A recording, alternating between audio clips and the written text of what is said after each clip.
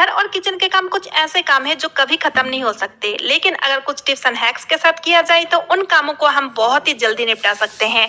तो आज ऐसे ही कुछ यूजफुल टिप्स लेकर आ चुके हैं। तो क्या आपके अलमीरा में जगह बहुत कम है और जिस कारण आप साड़ियों को ठीक ठाक नहीं रख पाते हैं और इसलिए आपका महंगी महंगी साड़ी खराब हो रहे हैं, तो आज मैं आपके लिए लेकर आई हूँ बहुत ही यूजफुल आइडिया। चूड़ी की मदद से हम रखेंगे ढेरों साड़ियाँ। तो इसके लिए आपको मेटल का चूड़ी लेना है, भूल कर भी कांच का या लोहा का चूड़ी नहीं लेना है।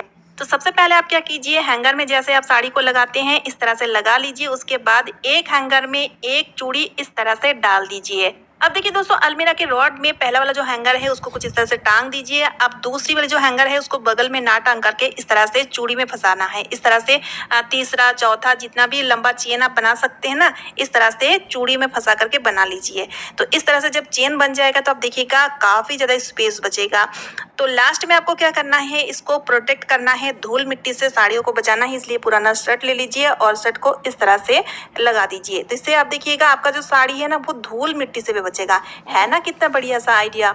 दोस्तों, क्या आपने कभी मिरर में आलू का इस्तेमाल इस तरह से किए हैं? अगर नहीं तो वीडियो को ध्यान से देखें क्योंकि बहुत ही यूजफुल ट्रिक है।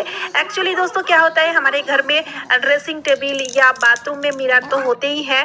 तो पानी के छींटे लगने की वजह से या तो फिर कई बार क्या होता है कि अजीब सा दाग या कोई गम वगैरह लग जाता है ना, तो उसे क्लीन करना बहुत ही मुश्किल हो जाता है और इसलिए हम महंगे महंगे सॉल्यूशन का इस्तेमाल लेते हैं।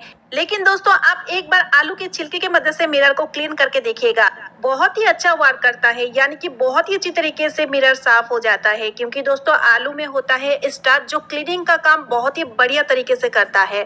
तो दोस्तों आपके घर में छोटे बड़े या तो फिर 4 व्हीलर का मिरर को भी आप इस तरह से क्लीन कर सकते हैं। लास्ट में आपको गीले कपड़े की मदद से इस तरह से मिरर को पोंछ लेना है।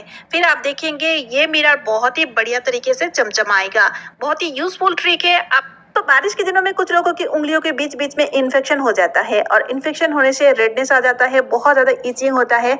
इसलिए हम मेडिसिन वगैरह से बहुत सारा पैसा खर्च कर देते हैं। लेकिन आज मैं आपको एक घरेलू तरीका बताऊंगी जिसके मदद से ये इन्फेक्शन पूरी तरीके से खत्म हो जाएगा। तो इसके लिए आपको लेना है कोलगेट पेस्ट और पेस्ट को उंगलियों के बीच बीच में जो गैप है वहां पर लगा दीजिए और साथ ही में नेल्स में भी लगा दीजिएगा। उसके बाद हल्के से रब कीजिएगा और इससे हमारा 2 बेनिफिट होगा। एक तो नेल्स और उंगलियों के बीच बीच में फंसा हुआ जो गंदगी है वो बहुत ही अच्छी तरीके से साफ हो जाएगा। दूसरा तो जर्म्स बैक्टीरिया पूरी तरीके से खत्म हो जाएगा।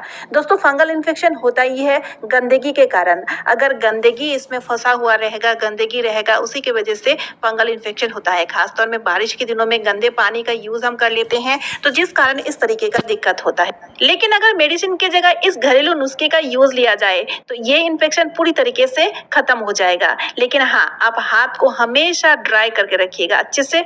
चीज को क्लीन करने में उसका यूज ले सकते हैं, यानी कि एक तरह से बचत हुई। तो चलिए अब देख लेते हैं अगला यूजफुल टिप। कई बार ऐसा होता है कुकर में हम दाल चावल को पकने के लिए रखे हैं और सीटी नहीं आ रही है और साथ ही में जो स्टीम है ना वो बाहर निकलते जा रही है। तो कुकर का जो रबर है ना वो ढीली पड़ने से ऐसा प्रॉब्लम होती है। तो इसके लिए छोटा सा हैक लेकर आ चुकी हूँ। आपको क्या करना है, आपको रबर बैंड लेना है और रबर बैंड के मदद से इस तरह से कुकर का जो रबर है उसमें रबर बैंड को बांध देना है। ठीक है, 2 रबर बैंड मैं यहाँ पे बांधूंगी। 2 रबर बैंड बांधने से ही चलेगा। अब देखिए इस रबर को हम कुकर में इस तरह से फिक्स कर देंगे। आप देखिएगा अच्छे से फिक्स हो जाएगा। ठीक है, तो फिक्स होने के बाद जब आप कुकर में खाना वगैरह पकाएंगे ना तो अच्छे से पकेगा। लेकिन ये टेम्पोररी है, परमानेंट नहीं है। फिर बाद में जाके आप कुकर का जो रबर है उसको ठीक करा लीजिएगा। क्या आपने कभी सिंक में चाय पत्ती डाले हैं? अगर नहीं तो आज ही डालिए क्योंकि ये बहुत ही यूजफुल ट्रिक है। तो यहाँ पर हमने सॉसपैन में थोड़ा सा पानी लिया है और थोड़ा सा चाय पत्ती डाल करके इसको 1 बॉयल आने तक मैंने पका लिया है। 1 बॉयल आ चुका है। अब हमें इसमें डालना है एक टैबलेट। यहाँ पर आप कोई सा भी टैबलेट ले सकते हैं, चाहे तो आप एक्सपायर्ड टैबलेट भी ले सकते हैं। तो यहाँ पर हमें एक ही टैबलेट इस पानी में डाल देना है और थोड़ी देर के लिए इसको हम पकाएंगे ताकि ये टैबलेट अच्छी तरीके से मेल्ट हो जाए। उसके बाद मैंने स्ट्रेन कर लिया है सॉल्यूशन को। ठीक है, और बस इसका यूज लेंगे हम किचन सिंक में। रात के टाइम खाना पीना कर लेते हैं, उसके बाद किचन को साफ तो कर लेते हैं, लेकिन दोस्तों क्या आपको पता है इसी सिंक के पाइपलाइन के थ्रू कॉकरोच, कीड़ा, कण खजूरे रात के टाइम आ जाती है और पूरा किचन में फैलती है, साथ ही साथ बीमारी भी फैलती है। तो इसलिए दोस्तों रात के टाइम सिंक को क्लीन करने के बाद इस सॉल्यूशन को आप डाल दीजिए। फिर आप देखेंगे कीड़े मकोड़े बिल्कुल भी नहीं आ पाएंगे। ये बहुत ही यूजफुल ट्रिक है जो आपको जरूर करना चाहिए।